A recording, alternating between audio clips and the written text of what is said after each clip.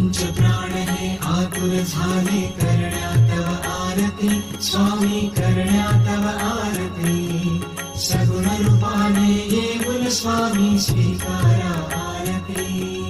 हरिहर संगे ब्रह्मदेव ही खेळे तव भाळी स्वामी खेळे तव भाळी